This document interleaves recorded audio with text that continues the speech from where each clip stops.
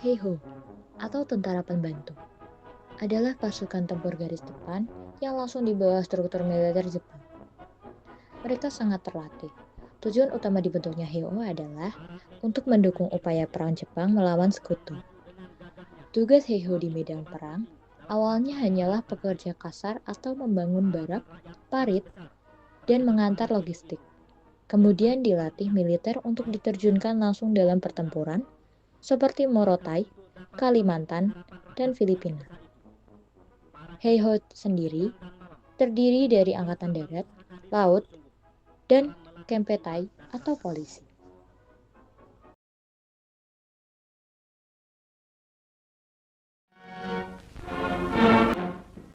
Sedangkan PETA atau Pembela Tanah Air merupakan pasukan sukarela yang dipimpin oleh Indonesia, dibentuk untuk mempertahankan tanah air dari sekutu dan berfungsi sebagai gerilya dan intelijen, tidak masuk struktur militer Jepang, tapi di bawah komando Jepang.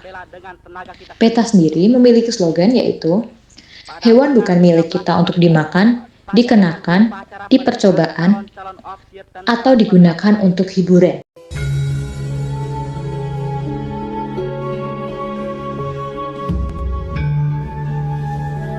Organisasi semi militer Seinendan.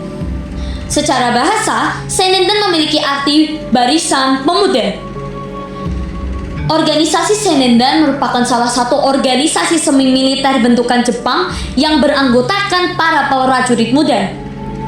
Pada awalnya, Seinendan direncanakan akan merekrut anggota yang berusia 15-25 tahun. Namun, muncul harapan bahwa kelompok muda dapat didoktrin lebih mudah, lebih cepat daripada kelompok tua, maka persyaratan perekrutan anggota berubah menjadi usia 14-22 tahun. Seinendan sendiri merupakan tentara cadangan apabila pasukan utama Jepang dan PETA kekurangan orang. Seinendan didirikan pada 9 Maret 1943 bersamaan dengan Gerakan Pembangunan Jawa Baru.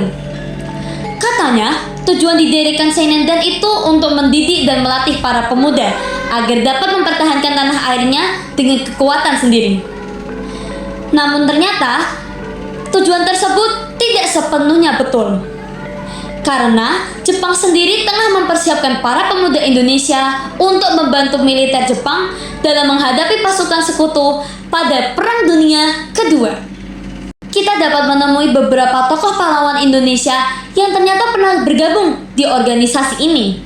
Beberapa di antaranya adalah Latif Hendraningrat, yaitu seorang pengibar bendera pada 17 Agustus 1945, bersandingan dengan Suhut Sastrokusumo dan Surastri Karma Trimurti. Tidak hanya Latif, Sukarni Kartodiwirjo juga pernah bergabung ke Seinendan. Beliau merupakan salah satu bagian dari golongan muda yang turut mendesak Soekarno-Hatta untuk mempercepat menyegerakan proklamasi kemerdekaan Indonesia pada malam penculikan Rengas Dengklok.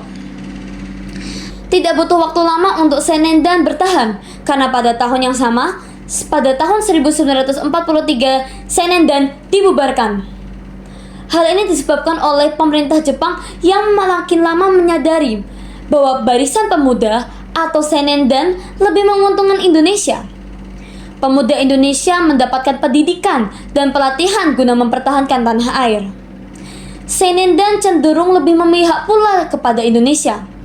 Padahal tujuan utamanya bukan untuk mendidik dan melatih pemuda Indonesia secara cuma-cuma, melainkan untuk menarik simpati para pemuda Indonesia ke Jepang supaya dapat membantu Jepang di Perang Dunia Kedua. Anggota Seinendan dibimbing melalui beberapa program. Yang pertama, program pelatihan, di mana para anggota Seinendan diajari mengenai militer dasar dan praktikal. Di militer dasar, para anggota Seinendan diajari mengenai fisik, baris berbaris, disiplin militer, dan pengenalan senjata dasar. Mereka tidak benar-benar menggunakan senjata betulan. Akhirnya, mereka menggunakan senjata yang merupakan replika dari senjata api yang terbuat dari kayu. Untuk pelatihan praktikal, mereka mengusung keterampilan pertanian dan industri ringan. Yang kedua, pendidikan. Para anggota Seinendan diajarkan ideologi Nippon Seishin. Di antaranya ada Bushido, Hakko Ichiyo, dan Pan-Asianisme. Bushido merupakan nilai moral seorang samurai atau kesatria yang dianut oleh orang Jepang. Hakko Ichiyo dan Pan-Asianisme adalah persatuan Asia di bawah bendera Jepang. Tidak hanya ketiga itu, mereka juga menanamkan semangat anti-Inggris Amerika. Para anggota Senendan juga diajari mengenai bahasa dan budaya Jepang seperti sastra, seni, dan etika. Ketiga, mereka diajari mengenai lingkungan sosial. Mereka diajari kegiatan sosial kemasyarakatan dan upacara dan ritual khas Jepang. Terakhir, mereka memiliki seragam militer dan simbol militer lainnya sendiri.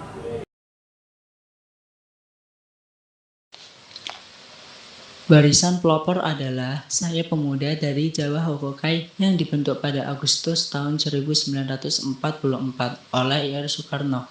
Barisan Pelopor dipimpin oleh Ir Soekarno, Sudiro, Dr. Moewardi, Oto Iskandar-Dinata, dan Dr. Wentaran Martoatmodjo. Seragam Barisan Pelopor tidak menggunakan seragam khusus, layaknya sebuah pasukan, tetapi hanya menggunakan lencana kepala benteng di dalam lingkaran yang dipasang pada baju bagian dada sebelah kiri sebagai ciri 1. Pada akhir tahun 1945, anggota laskar ini kurang lebih ada 60.000 orang pemuda.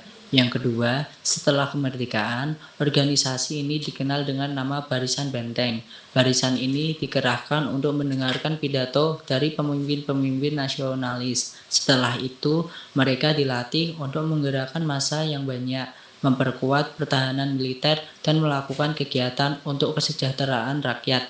Melalui Barisan Pelopor, golongan muda terpelajar berusaha mengorbankan semangat rakyat dalam membela tanah air dan meningkatkan rasa persaudaraan untuk menguatkan perlawanan. Organisasi semi militer Keibodan. Keibodan memiliki arti unit keamanan.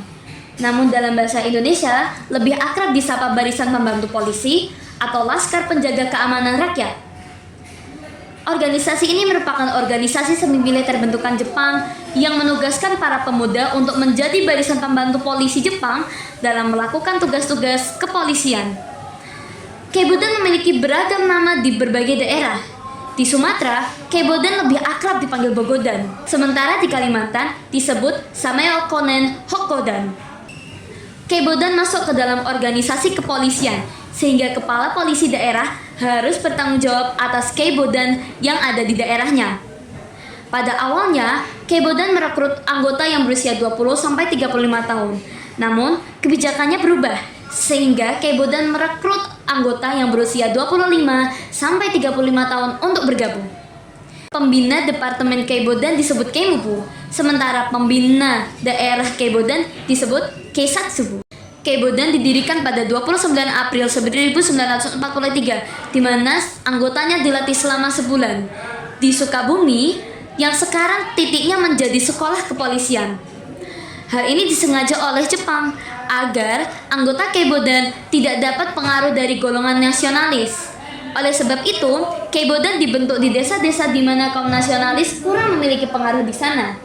Tujuan didirikannya Keibodan katanya memberikan pelatihan semi militer kepada para pemuda Indonesia untuk membela tanah air dari gangguan musuh. Namun aslinya, mereka hanyalah anggota tambahan yang dibutuhkan saat Jepang melawan sekutu.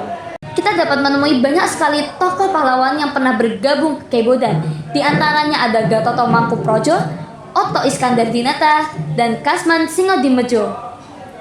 Gatot Mangkuprojo adalah seorang pendiri peta, yang dimana peta didirikan pada 3 Oktober 1943. Oto Iskandar-Dinata adalah Menteri Negara dalam Kabinet pertama Indonesia dan merupakan pendiri Paguyuban Pasundan. Paguyuban Pasundan inilah yang merupakan cikal bakal dari Universitas Pasundan di Bandung, Jawa Barat.